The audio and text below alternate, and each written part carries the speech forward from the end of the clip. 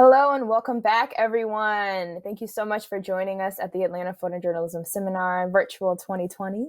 Right now we have with us Michael Santiago, and we're going to be talking about his career and the different things that he has explored throughout his journey. But first, I, again, will read his bio to you so y'all can learn a little bit more about him.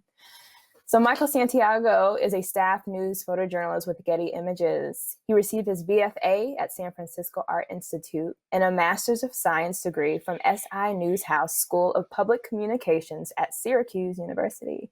His work has focused on issues ranging from health, race and identity, family relationships, youth empowerment, and more. Santiago is a member of the Pittsburgh Post-Gazette staff that won the 2019 Pulitzer Prize for breaking news reporting for its coverage of the shooting deaths of 11 people and the wounding of 7 others on October 27th at the Tree of Life synagogue in the Squirrel Hill neighborhood of Pittsburgh. The judges called the staff's work immersive, compassionate coverage that captured the anguish and resilience of a community thrust into grief. So without further ado, me and Michael are going to kind of have a conversation today as you all watch his images, and we're super excited about it.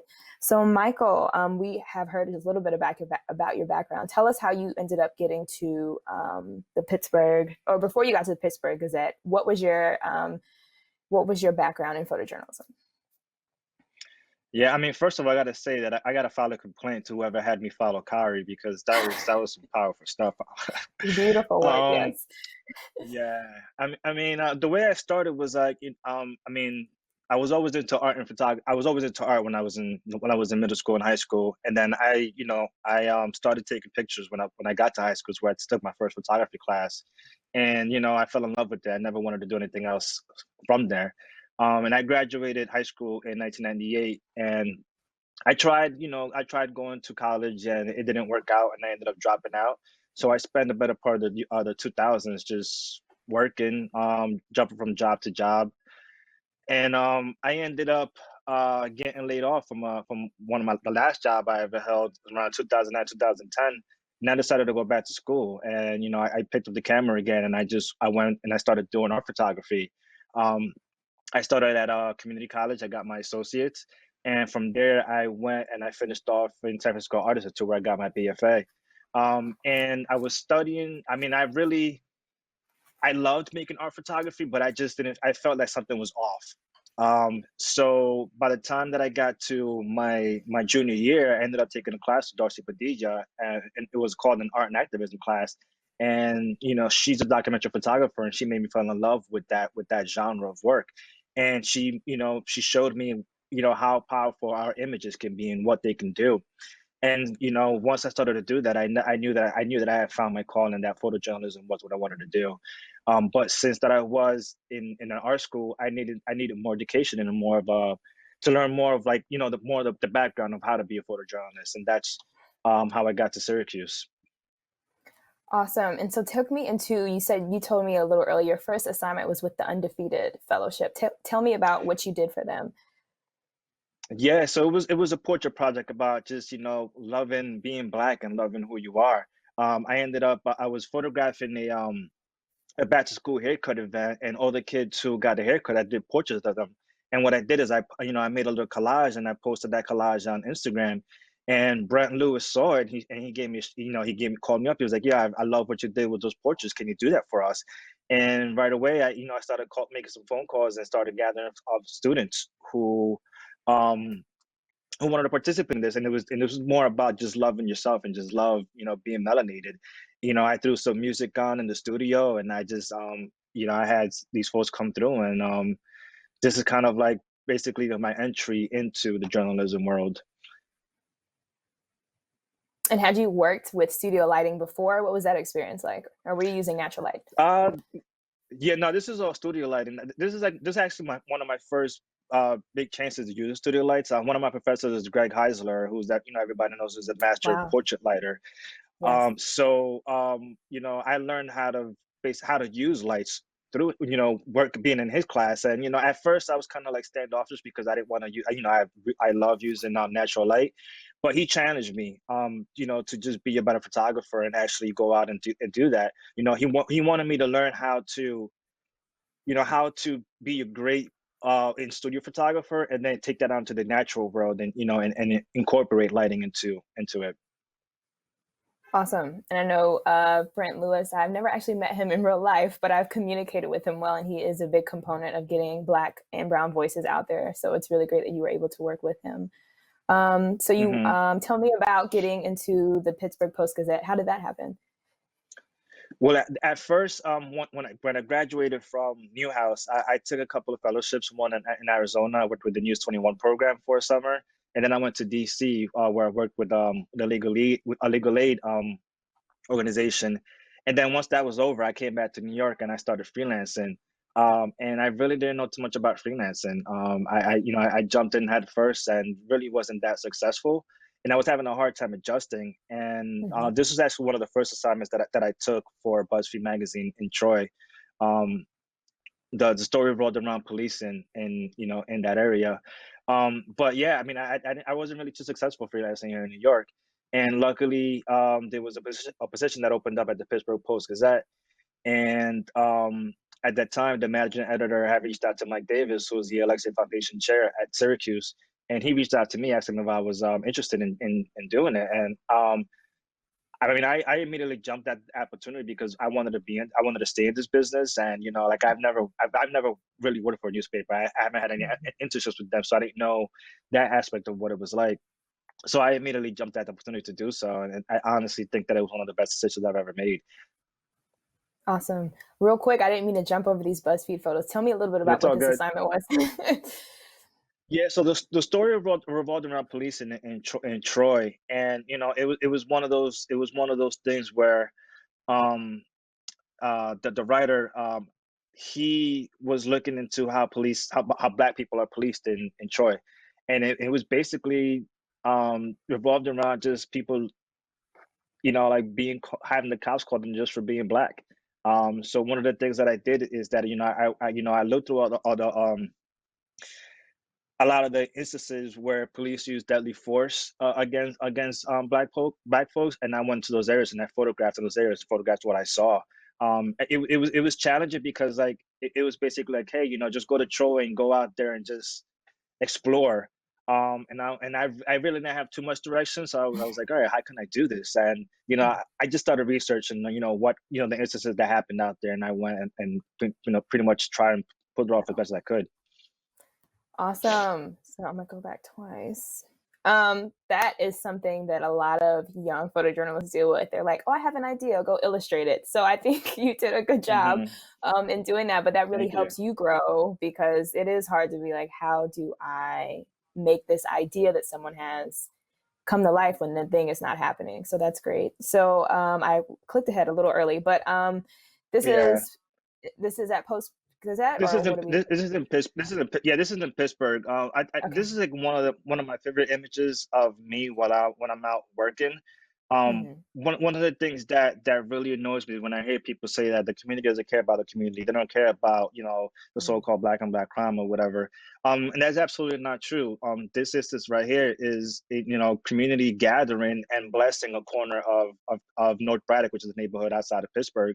That it's a hot spot, and they were there gathering in the community, trying to bring healing to the community. And one of the things that I always tried to do when I was in Pittsburgh is that I tried to go out to events um, where something beautiful was happening. I didn't just show up when something bad happens, as sometimes unfortunately folks in the community are used to.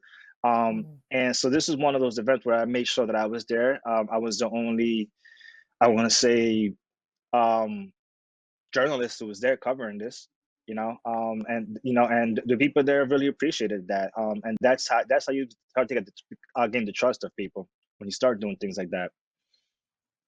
That is true. And so I have a question for you real quick. So did you tell your Yeah. editors you were going out, or was that something that you Oh just yeah. decided you were going to do? Okay. Yeah, no, they knew. At the time, I was working on a story with another journalist on poverty in the Pittsburgh Mm, area, and North Braddock was our section, and I wanted to make gotcha. sure that unfortunately, communities that deal with a lot of low income communities that deal with poverty, there's always violence in that area. So I felt that this, including this image and this scene in our story, was extremely it was needed. It needed to be included. Beautiful. So I know that we're going to talk next about being at the Pittsburgh Post-Gazette. You were telling me being in Pittsburgh Yeah, for that job. That was your first time in the city. What was it like yeah. photographing the different aspects in Pittsburgh? And tell me a little bit about what you learned as a photojournalist since this was your first real job. Yeah. Well, one of the first things I learned about Pittsburgh is that it's a huge area. There's like over 80 different neighborhoods that make up Pittsburgh.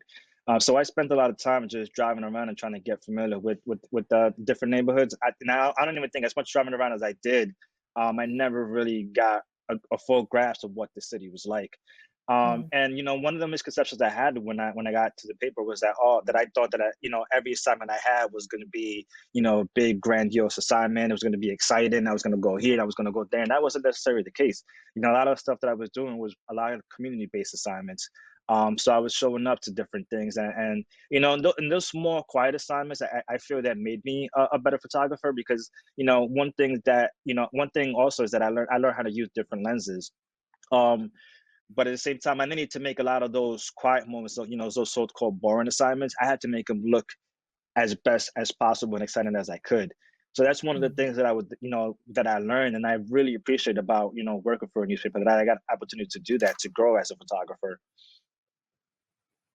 Awesome. I know I'm looking through some of this stuff now. I know those city council meetings are boring, but you got to Yeah, make something out of it. exactly, exactly. And so, in And addition who to doesn't learning love about, oh, photographing food? Oh, right. no, I'm sorry. I was saying, who doesn't love photographing food? Yeah. And tell me a little bit more. You said that you had became a better self-editor. You learned that while you were at your job. Tell me a little bit Yeah. more about that. Yeah, so at the newspaper, sometimes you have to, your editors don't want to get like 15 or 20 images. It's a newspaper, so if something's going to print, they're only going to need like one or two, like two, 3 to 4 images, unless you're doing a gallery online. So I had to figure out a way to, edit my images down to something manageable. Sometimes I did send more than 4 or 5, but typically they wanted 4 or 5 images. And at first I had trouble figuring out how to do that. And I remember sitting down with at the time, Sally Stapleton, before she left. And she told me, when you're going through your images, gravitate towards the images that bring something out of you, like they bring some kind of emotion out of you, whether it's sadness, happiness, or memory, something, a memory. And like I started doing that going forward, and that helped me helped me pick the best images that I photographed those days. Sometimes we do fall in love with images, and those are our babies, and we hate to part ways with them. But at the same time, like we as visuals storytellers, we want to have the best impact that we can with our images. So you got to find those strong images, and that helped me become a better editor. That's awesome. And so, this next group of images, is this the poverty story we were talking about, or is Yeah, this so what we were okay? what we did is that we picked out 13 different neighborhoods in the Pittsburgh area region where there was a high concentration of poverty, where kids were there was, like, what was it, a high concentration of kids who lived in poverty, and there was 13 Mhm. different neighborhoods. So we basically just hunkered down in all those neighborhoods and tried to figure out, why poverty is so persistent here. What is local government doing? What is state government doing? What is federal government doing to try to help alleviate those neighborhoods? And you know, and one of the things that we tried to do is that we tried to get around the tropic. For myself, I tried to get around the tropic images that people are used to saying poverty.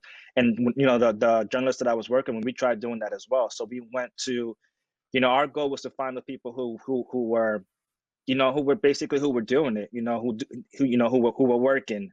Um, and just so happened to just be stuck in the places that they were. And one of the things that ended up happening is that we had a lot of positive feedback from a lot of different people. This was one of the strongest bodies of work that we did at the paper. And there was one of our coworkers at the time, KG Marisi. She had done a story on daycare centers, and she found out that the state was getting ready to defund daycare centers throughout Pennsylvania. She did a story on it. The very next day, when it came out, it caused a huge uproar throughout Pennsylvania. And the state Mm. lawmakers ended up reverse backtracking that and actually adding additional funding to daycare centers. Wow. So that's the kind of thing. That's the kind of things that we were trying to do. We were trying to just, like people, hey, like, people always think like, oh, why don't poor people just get up and go somewhere Mm. else? Why can't they just go out and find a job? And we tried to tell, our mission was to be like, hey, it's not that easy. These are the circumstances of what people are dealing with in their daily lives. This is what they're doing to try to get away from that, and this is what's stopping them. And that's something that sometimes people just don't really understand, and we try to put that to a forefront and try to make people understand why this is happening. And how was it like gaining trust with these people? I know a little earlier, or with the people you were photographing, excuse me. I know a little earlier you were saying that, there is a stigma that media will come or people from the press will come when bad things happen. So how was it for you Mhm. to gain trust with the people you were photographing throughout this project? Yeah, I mean, it was just a matter of actually going and spending time with folks and interacting them, going to community events. It's one thing to go to a community event and be there physically, but it's one thing to go to a community event and actually interact with people and talk to folks. There was a lot of times where I went to places where I would have the camera on me and I didn't take a single photograph, but I just talked to people. And I had to I wanted them to trust me, so I wanted them to know who I was as a person, and not just a journalist. So that's one of the biggest things I did to try to gain folks' trust. It's just, it's as easy as just talking to them. And what was it like going back home after being in these environments? Did you feel any type of emotional weight on you, or what was that experience like? Um, I mean, it was disheartening at times, but I think that a lot of the children that I photographed for this project were happy children. Mm. And like, if you go back to the daycare centers, like the daycare centers, whenever I was having a bad day, I would just go and hang out at the daycare center and just spend time with the kids. The little homie right there, he used to just love when I used to go there. Like, so I would go there when I was having bad days and just hang out with them, just because like these kids were just full of life, and it's unfortunate that I feel that kids these days, they don't fully grasp the situation around them. I mean, they understand it because they understand what gun violence is and when people get locked up and stuff like that, but they're still so happy, so jubilant, and like it was infectious. So whenever Mm. I was having bad days, I would just go, even after I was done with the project, I just go back and hang out at daycare center with the kids, because that just used to just help me. It used to help me like be happy. I understand. Yeah, I think a lot of kids don't really understand poverty. They just, they're trying to grow up, and most of Hmm. their parents are trying to hush that away from them because they just want them to grow up happy. So that was very interesting. And Yeah. yes, these kids look super happy, and I'm sure they were fun. How often were you able to work on long-term assignments? Because you told me you spent a year. Is that correct, working on this?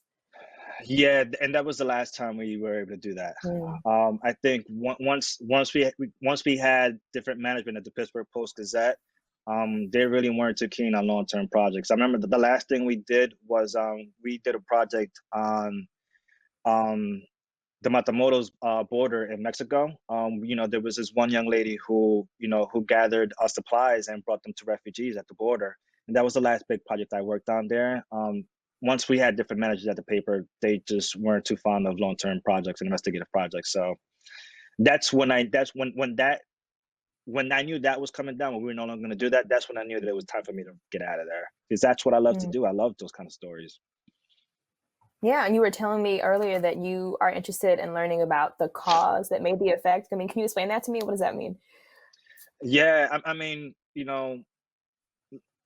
when how do I say this? I'm a big firm believer that that violence is an effect of poverty. So what causes poverty? Like, so I think that in order for you to eliminate violence, you have to look at the causes of that. And let's say, like, when you're out there photographing let's say protests, there's those people are out there for a reason. Why are they out there? You have to look at the systemic causes of what brings sometimes police violence.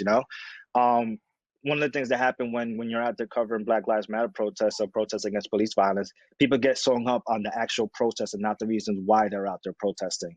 And I think the why is super important. And, so a lot of times we need to put more resources to figuring out the why and covering the why. I agree 100%. Wow. So I think the next set of images we're moving on is the synagogue. Is that correct? Yeah, these are Okay. images from the Tree of Life mass shooting coverage. And can you tell me so what happened the day before when you got the assignment? What was going on? Tell me how that whole day or the day before, how that took Yeah, place. I mean, I was on Twitter when the first tweets came out of what was happening, and it didn't really sit with me. It didn't click that a mass shooting was actually happening. So I'm looking and I'm like, it's a shooting. It's like, unfortunately, shootings happen. And then I finally hit like, no, this is not a normal shooting. This is a mass shooting. So I started running around my apartment, gathering all my equipment. I wasn't slated to start until about 2 or 3 that day. This was around 10 in the morning. So I'm gathering all my stuff, and I was getting ready to hit the door to head to the synagogue, because the synagogue was about a half a mile from where I lived. And right when I was getting ready to leave, my editor called me at the time. He's like, don't go out there. We have a few people out there already. Stand by. And within a half hour, he called me and told me like, "Hey, we have the address of where the shooter lives. Go out there." And I was out Mm, there, and I made it to the person's apartment before FBI, ATF, or anybody else was out there. wow. And I was there from like 1 in the afternoon till about 11 o'clock at night, just covering what was happening there. That night, they had a bomb robot go inside the apartment. It was just craziness. It was just Mhm. I never thought that this was something that I would ever have to cover or have to deal with. Mhm. Unfortunately. And so there obviously was an aftermath. I'm looking through your images now. How many days did it last? What other events out of this did you cover? I mean, I I mean, covered I covered I covered funerals, I covered vigils, I covered a few recognitions of the police officers when they recovered. I mean, anything that related to the Tree of Life, we were there for. There was one time where survivors of the South Carolina mass shooting, where they went and visited the synagogue, and I covered that as well. So like, I mean, when I lived in Pittsburgh, this was our city. So we mm, had to make sure that we cover everything right. And anything that had to do with real life, we were there covering. And it didn't matter what it was. It could be a luncheon or a dinner. And we were there. had you covered anything like this before? What was that experience like for you? um, I mean, I'm not sure, to be honest with you. Mm, It was just, there were mm, days where I was trying to reconcile with my emotions. I didn't know what to do sometimes. Like, mhm, I lived alone when I lived in Pittsburgh, so there were times where I didn't want to go back to my house, so I would just sit in my car and just drive around, listen to music for a couple of hours. mm. And I guess it was hard to process what we were dealing with and what I was covering. There were days where it definitely felt heavy on me. And I think to this day I'm still dealing with the trauma of having to cover something like that. Yeah, I can understand that that would be very deep on you, having to go day in and day out. Did you say how many days you were that it lasted for, or was it just, I, do you know? I mean, we covered everything. Right. I mean, there were things happening for through a year. I mean, it was deep. It was deeply everyday coverage of what happened for like 2 or 3 weeks, and then after that, Hmm. it was just whenever something came up. I gotcha. And so, I mean, this is just a personal a question of, was there any type of grief? Did the newsroom try to get you all any type of grief, like counseling, or were you all feeling it that badly, or was it just,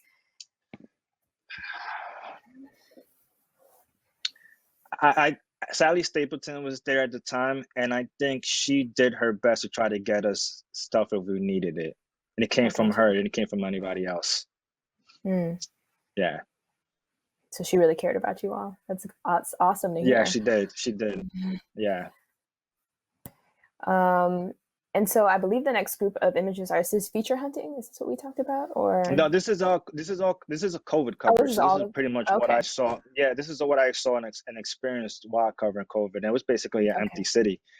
Mm, Pittsburgh unfortunately is getting hit hard now, but at the beginning of the pandemic, it really wasn't like New York or any, mm, a big cities where it was hitting hard. But once everything shut down, it was pretty much just empty. People were just trying to figure out what to do. this woman was making masks for people, and started this mask business where she and her friends, where she didn't want to shut down her store. So in order for her to continue working, because she wasn't getting any funding, she started making masks for people and selling them. Mm, awesome. And so is this playing music for people outside? Yeah, I mean, this young girl, I mean, she obviously is into violin, and once school shut down, she continued to practice. But one of the things that she started to do is that, people used to go out for walks because they couldn't do anything else. So she started coming outside and having concerts for her neighbors. So she would just play every day, go outside and play the violin for whoever was walking by. And that day, I was feature hunting that day, but I was on my way somewhere else, and I saw a crowd of people, and I'm like, what are these people doing? And when I got Mm. closer, I saw her playing the violin, and then I just immediately, illegally parked, like us photographers do all the time, and I, Yes, grabbed my cameras, and I ran over there. that's awesome. What a great find too. And that really shows that you Hmm. were just kind of trying to figure out what's going on, because I know it also was slow in a lot of other big cities as well. Yeah, I mean, And and that's basically what our newsroom tried to do. We tried to adjust to what was happening, and a lot of our reporters, they relied on us because the photographers were the only ones who were out there working. So we were out mm, there trying to find stories for the reporters as well. awesome. So what we have next is Black Lives Matter protest, it looks like. Yeah, this Um, is and this was the first initial George Floyd protest that happened on I can want to say November, on May 30th, and mhm. this is actually the first and only George Floyd protest that I covered. Or actually the aftermath of the protest, actually, because I didn't actually cover the march of the protest. And I know So that this you are, yeah. go ahead. Go You're ahead. not able to talk No, a lot about what happened, but I mean, how did that make you feel knowing that you were told you could not cover these big events, these big momentous events happening in the city, and you are a staff photojournalist at a yeah. newspaper? Yeah, I mean, this is definitely one of the most disheartening things that I had to deal with in my career, because this is one of the biggest civil rights movement of our generation, and I was not able to take part in it. Um, and as a black man, it affects me because I'm a black man, before I'm a Hmm. journalist, so like this is big, this is monumental. So like having to sit back and just see these protests happening in our city and not being able to be there and covering it was just, I mean, it gave me a bad taste in my mouth. So like, I mean, there's no words to describe that. I needed to be out there, and I hated that I wasn't out there covering these events. I hear you. Had you had conflict training before? Was this something, how did you manage all of that? It's a new experience. Tell me about that. Yeah. No, I mean, I hadn't had conflict training before, but there have been protests in Pittsburgh prior to this. Antoine Rose was murdered in Pittsburgh in 2018. Mm, So yes. since then, like that, when after he was murdered, the Pittsburgh became there was protests all summer, and from there, so I was used to covering protests already. But something like this was something that I hadn't covered before. When I Mm, got to this scene, it just kind of looked like it was a movie. Like as you can see from this image, it was daytime, but when I got there, it looked dark because there was smoke all over the place. I honestly mm. felt like an apocalyptic movie and I couldn't experience. I didn't know how to experience. Like I got there, and the first things I heard was flashbangs going off all over the place. So it was surreal. Awesome. Wow. I mean, yeah, it was a huge event happening in all over the country. And it Hmm. makes you think, why did that happen to you? And I know there was a lot going on at that paper at that time. There's stories out about other journalists who were stopped from covering things, but, um, Hmm. and that led to, you leaving. Is that correct? Yeah. I ended up leaving, and I'm extremely fortunate that I was offered a job as a staff photographer at Getty Images. So that's currently where I'm at right now. I'm What a based out of blessing. Brooklyn. Yeah, I mean, I cover news in New York, but I'm lucky enough that I get to travel and cover different stories throughout the country.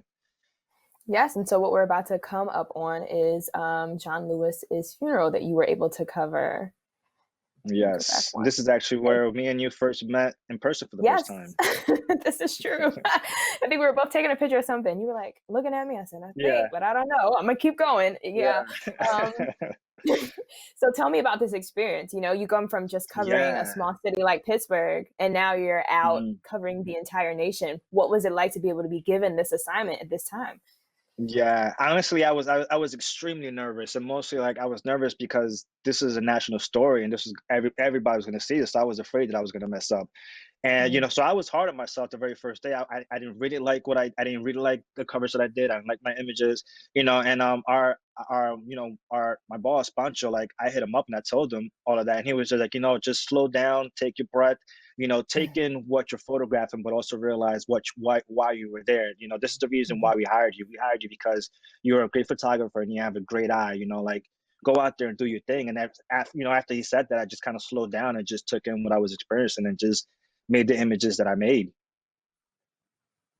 And was it your first time being down in Alabama? Do you visit much or? No, no, I had actually been in Alabama. I spent some time in Alabama when I was doing that News 21 fellowship. We were doing a story on contaminated drinking water in America, Mm. and I spent some time in Uniontown, looking at their water there. So Uniontown is about a half hour away outside of Selma. So tell me what it was like for you in this experience covering John Lewis's body going over the Selma Bridge for the last time. I know we were actually on opposite sides of the bridge, but what was it like for you Yeah, to be experiencing the people around you? What was the environment like? it was man, it was hectic, man. Like people of Selma love John Lewis. So like, when his body was passing, when he was driving by, people were, there were people who were singing, people who were just yelling out, thank you, thank you, thank you. And just hearing all of that was just like, was super overwhelming. And, like, me and you, that I think we were one of the only few photographers who were on that side of the bridge. Everybody else was on the other side. So we experienced something different, like Mm-hmm. how I felt it, like this moment right here was just like, this is when I felt like he was crossing over for real. Like this was actually happening. And, so like, every time I look at this image, like it gives me chills. And it was just it was surreal, and I felt like like we were blessed to see his actually standing off. Mm-hmm. And I mean, I go back and I look at this photo all the time, and I kind of feel like when I made this image and being at this assignment was when I felt like, yeah, like this is why I was hired to be at, 'cause this is what I'm meant to be doing. Yes, my brother. so, so tell me, is this is Presley, Ayanna Presley, right? Where was this photo Yeah, taken this at? was at this at the March on Washington that happened in August. Like when I found out that this was happening, right away I hit my editors up. I was like, hey, I know that we have quite a few folks out in DC, but I would really love to be part of this.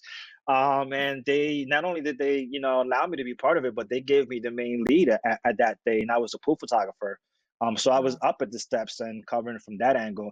And this is I don't know if you can see him right in the corner, but that's MLK the third. And like, like Mhm. I wanted to recreate in my way the famous Right. MLK image of him speaking that day. And this is what, you know, I don't know if anybody else would think this is successful, but I feel this successful. This, I didn't want All to, right. I didn't want it to be the exact same thing. I wanted to recreate that image from my point of view. And that's the image I made that day.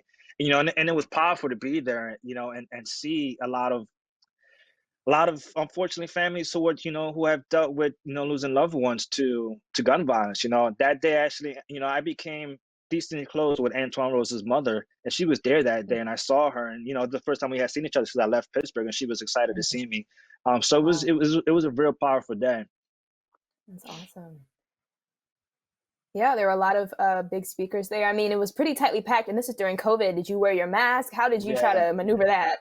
I mean, I am honestly, I'm a paranoid individual, so I always have a mask on. I have a Okay. mask on all the time, and then I have about two or three extras in my bag in case I need them. So like, Mhm. it did get, I gotta admit that I did get into a little kind of like argument with an individual who kept getting too close to me and everybody else where I was at. Mhm.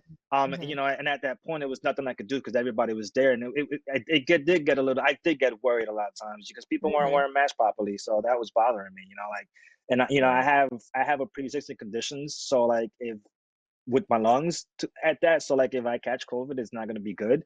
So I'm Right. extremely try to be extremely as much careful as I can.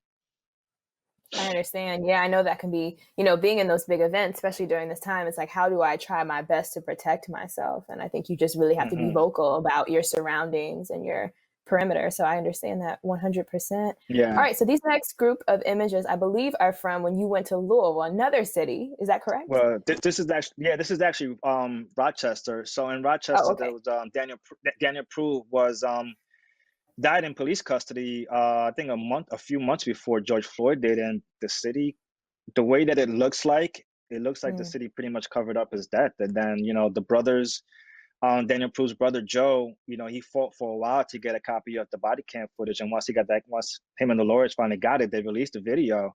And I was in Rochester the very next day after the video was released, and mm, covered everything that happened there.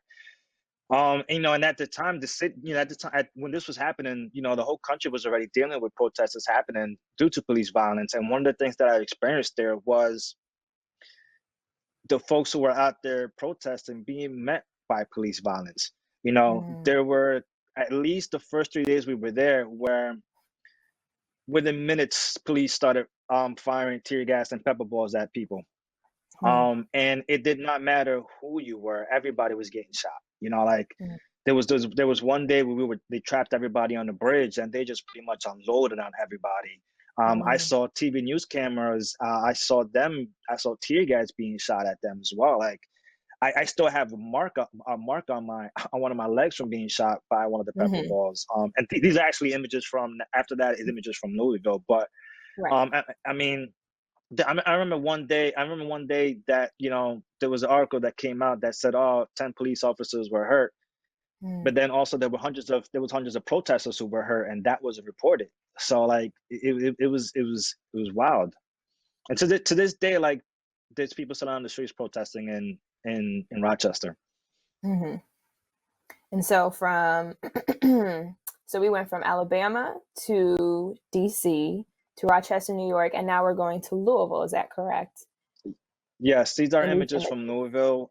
Yeah, the day after the grand jury was released on the death of Breonna Taylor, which basically kind of let go of all the police officers. One officer was charged, but he was charged for shooting into the neighbor's house and not for the actual death of Breonna Taylor. So I spent 4 or 5 days there just covering what was going on there, and it Mhm, was surreal because like all of downtown was pretty much boarded up and closed off.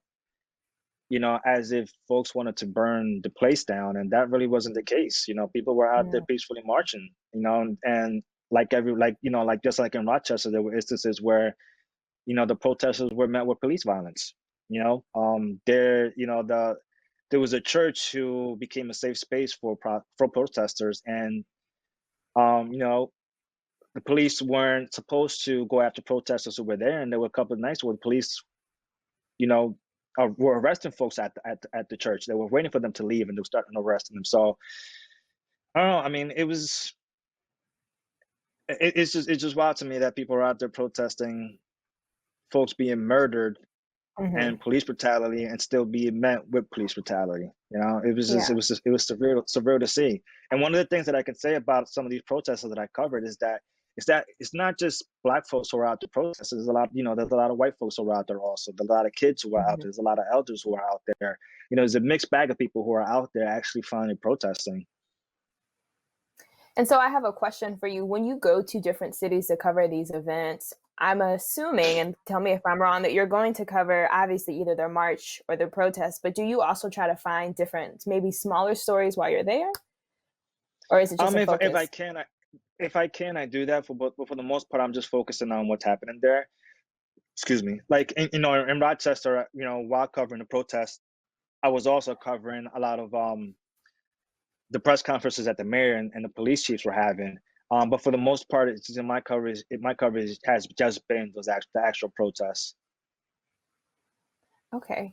And I mean, that is awesome. So, I mean, you went from, like I said, covering Pittsburgh, as a city itself to going on to Getty to being flown or, traveling all over these places to cover some of these events or the likes of things you weren't able to cover while you were there, specifically talking about the, George Floyd and Black Lives Matter protests. How does that make you feel as a young, I'll call you young, even though you're older than me, photojournalist, as a Black man as well, a person of color? How does that make you feel to have moved up to this level of, you are a national photojournalist for the most part, traveling around?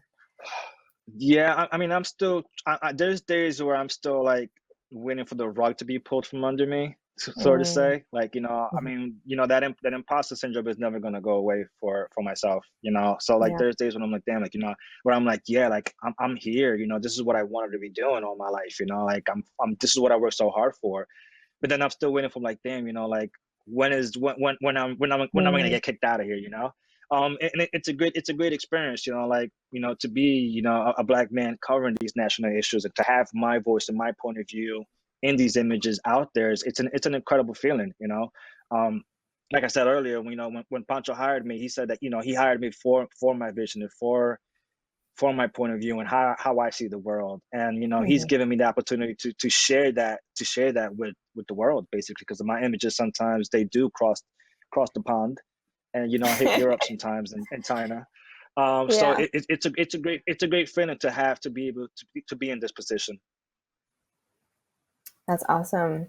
And I'm just going to say real quick that we are open up for questions. If you all have any questions, please type them into the YouTube chat, or I think you can also tweet. I don't know what our hashtag is, but please ask a few questions for Michael. Your work is beautiful. It was great to have met you in Alabama. Like I said, we were kind of looking at each other like, I think I know this person, Yeah, and sometimes, you're in the zone.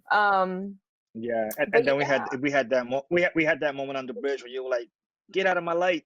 Oh yeah, I remember that. But I was nice. Tell him I was nice, Michael. I was being nice. Well, awesome. I mean, what can I ask you? Do you have anything that you want to maybe talk about? Just things that you have, I don't know, discovered? Oh, the differences. Tell us the difference between working with an agency like Getty and working at a staff paper. If you can go through that real quick, that would be great.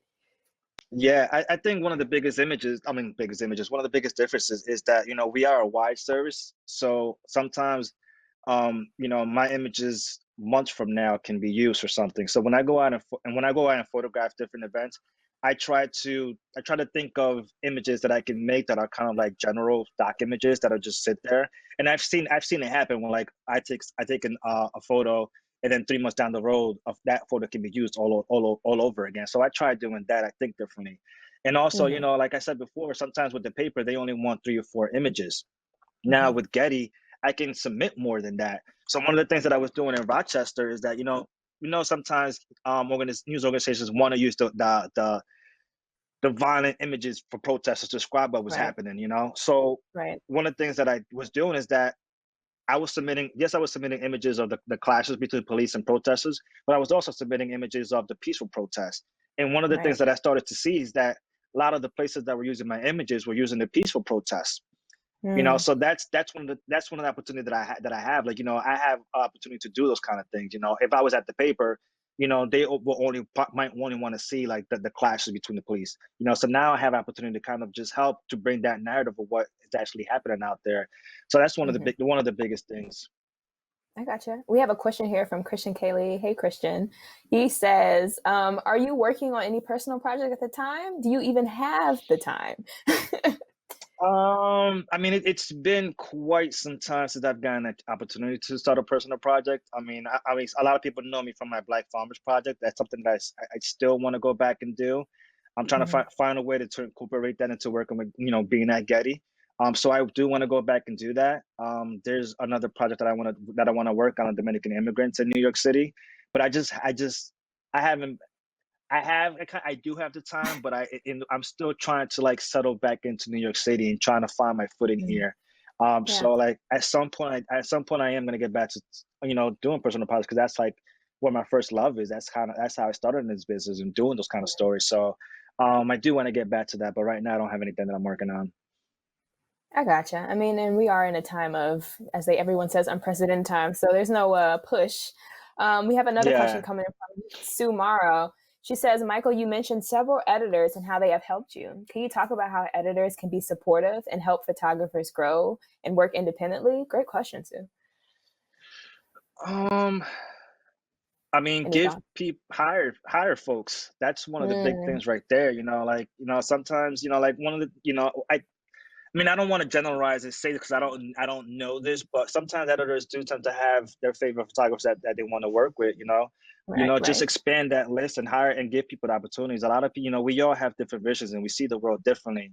So different Mm, photographers can bring you different things. So like that's one of the things that I would say, and just help cultivate talent. Sometimes we don't know what we're doing when we're out there. mm, Give us mhm. feedback when we hand in images. Don't just say thank you, but just tell us, like, hey, we really like what you sent us, but going forward, this is, this is what you can do to improve your imagery. Like do that. Give us feedback on our work. I think that's one of the biggest things that you can do. That is true. I agree 100%. Especially as you're kind of just getting in the game, you know, but you don't know, and it is helpful for someone to just be like, "Hey, let's sit down and talk." Or even if you approach them and say, "Can we have 5 minutes because I want to go over some work." Yeah. Yeah. Yeah, Exactly. awesome stuff. Let me ask you, piggybacking off of Sue's question, do you feel like, and you may not, so you can say no, that there maybe some places that you as a man of color when it comes to working in like a newsroom environment maybe don't feel as comfortable doing because you don't know how the newsroom works, or do you not feel like that is an issue that you dealt with? What do Like you do you mean? feel like, or do you feel like you had the tools to stand up and say, hey, maybe if a reporter did a story you didn't like or did it in a way that you don't feel represented someone, do you feel like you have the agency to come up and speak on behalf of your thoughts? Well, that's one at Getty, and we don't work with reporters. We just work, Right. we're just basically photographers. But when I was at the paper, I mean, I will say that I worked with some great people there, and the reporters we worked with, they always welcomed our feedback. Mm, There was awesome. some who actually, enjoyed working with me because I would give them feedback, and they would welcome my feedback. Sometimes we were working on a story, they would let me ask questions of the people who we were interviewing, and that's something that sometimes that doesn't happen. So at the Yeah. paper, I mean, like I said, the reporters, they gave us agency and they let us speak up when it came to certain stories. So now, and I was real grateful for that.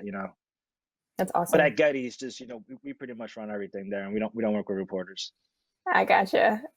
We have a question from Janet Combs. Janet asks, do you work with Gustavo Caballero at Getty? I hope I said that man's name correctly. Caballero? I the name, yeah, the name doesn't sound familiar. So I'm gonna have to check to see who that is because I don't. It doesn't sound familiar. I mean, I got somebody that I might have interacted with, but the name doesn't sound familiar. I gotcha. All right, well, we have 2 minutes left. I think I'm going to wrap up if that's okay with you. Do you have anything else you want to share or any comments you want to make? Oh, I'm good. I think I'm good. Okay. Perfect. Well, Michael, thank you so much for taking your No time problem. and speaking with us. I really loved going through your work and hearing about your journey in photojournalism. Well, Janet Combs has added that he is in Miami in entertainment. Maybe she's trying to hook y'all I'll look. as, Yeah, as friends. I'll look him up. I'll look him up and connect with him. The only person in entertainment that I know is Arturo Holmes, who works out of here in New York. I So gotcha. I'll look up Gustavo. Okay. Well, awesome. Thank you so much, Michael. I appreciate it. Thank you, everyone, for watching and sending in your questions and your comments. It's been great. A great opportunity to see your work, a great opportunity to interact with you guys. We have a few. Well, I'm actually coming up next to speak about my work with the photojournalist, also based in Atlanta. But before then, I just want to thank all our sponsors for the APJ, the Atlanta Photojournalism Seminar. I want to remind everyone that you can buy to Saturday's talks. I don't have the link with me now, but we can get that to you guys. But we're really super excited and happy that you all are a part of this session. So thank you so much. And without further ado, I think we will break away. See you guys soon. Thank you for having me.